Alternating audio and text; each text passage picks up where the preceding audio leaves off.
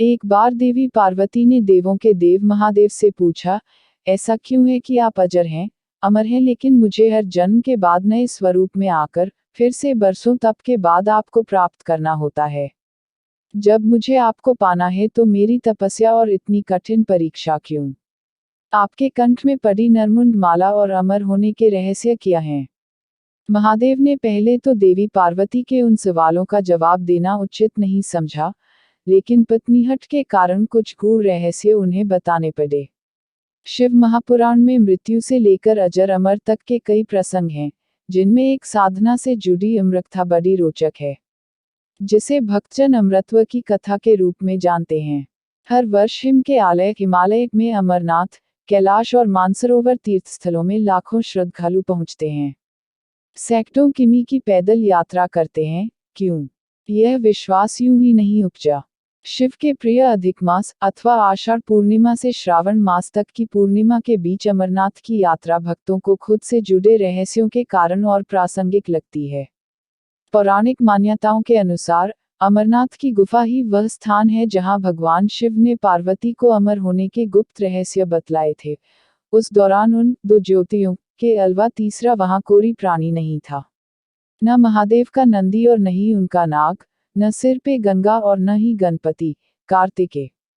सबसे पहले नंदी को पहलगाम पर छोड़ा महादेव ने। गुप्त स्थान की तलाश में महादेव ने अपने वाहन नंदी को सबसे पहले छोड़ा। नंदी जिस जगह पर छूटा उसे ही पहलगाम कहा जाने लगा। अमरनाथ यात्रा यहीं से शुरू होती है। यहाँ से थोड़ा आगे चलने पर शिवजी ने अपनी जटाओं से चंद्रमा को अलग कर दिया। जिस जगह ऐसा किया वह चंदनवाड़ी कहलाती है। इसके बाद गंगा जी को पंचतरणी में और कंठाभूषण सर्पों को शेषनाग पर छोड़ दिया। इस प्रकार इस पड़ाव का नाम शेषनाग पड़ा। अगले पड़ाव पर गणेश छूटे। अमरनाथ यात्रा में पहलगाम के बाद अगला पड़ाव है गणेश टॉप। मान्यता है कि इसी स्थान पर महादेव ने पुत्र गणेश को छोड़ा। इस जगह को महागुणा का पर्वत भी कहते हैं। इसके बाद महादेव ने जहां पिस्सू नामक कीड़े को त्यागा, वह जगह पिस्सू घाटी है। और शुरू हुई शिव पार्वती की कथा। इस प्रकार महादेव ने अपने पीछे जीवनदायिनी पांचों तत्वों को स्वयं से अलग किया। इसके पश्चात पार्वती संग एक गुफा में महादेव ने प्रवेश किया। कोई तीसरा प्राणी यानी कोई व्यक्ति, पशु या पक्षी गुफा के अंदर घुस कथा को न सुन सके, इसलिए उन्होंने चारों ओर अग्नि प्रज्वलित कर दी। फिर महादेव ने जीवन के गूढ़ रहस्य की कथा शुरू कर दी।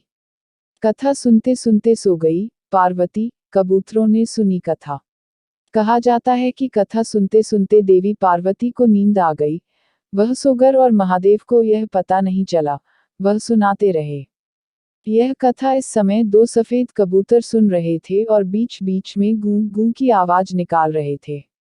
महादेव को लगा कि पार्वती मुझे सुन रही हैं और बीच बीच में हुंकार भर रही हैं। चूंकि वैसे भी भोले अपने में मग्न थे तो सुनाने के अलावा ध्यान कबूतरों पर नहीं गया। कबूतर अमर हुए और अब गुफा में होते हैं उनके दर्शन। दोनों कबूतर सुनते रहे। जब कथा समाप्त होने पर महादेव का ध्यान पार्वती पर गया तो उन्हें पता चला कि वे तो सो रही हैं। तो कथा सुन कौन रहा था? उनकी दृष्टि तब दो कबूतरों पर पड़ी तो महादेव को क्रोध आ गया। वहीं कबूतर का जोड़ा उनकी शरण में आ गया और बोला, भगवान, हमने आपसे अमृतकथा सुनी है। यदि आप हमें मार देंगे तो यह कथा झूठी हो जाएगी। हमें पथ प्रदान करें। इस पर महादेव ने उन्हें वर दिया कि तुम सदैव इस स्थान पर शिव व पार्वती के प्रतीक चिन्ह में निवास करोगे। अंततः कबूतर का यह जोड़ा अमर हो गया और यह गुफा अमृतकथा की साक्षी हो गई। इस तरह इस स्थान का नाम अमरनाथ पड़ा।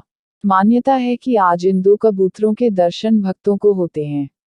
अमरनाथ गुफा में यह भी प्रकृति का ही चमत्कार है कि शिव की पूजा वाले विशेष दिनों में बर्फ के शिवलिंग अपना आकार ले लेते हैं। यहाँ मौजूद शिवलिंग किसी आश्चर्य से कम नहीं है। पवित्र गुफा में एक और मां पार्वती और श्री गणेश के भी अलग से बर्फ से निर्मित प्रतिरूपों के भी दर्शन किए जा सकते हैं। आपको यह कहानी कैसी लगी हमें कमेंट के माध्यम से जरूर बताएं। वीडियो को लाइक कर दे। अगर चैनल पर पहली बार आए हैं तो चैनल को सब्सक्राइब कर दीजिए। वीडियो को पूरा देखने के लिए आपका बहुत बहुत धन्यवाद।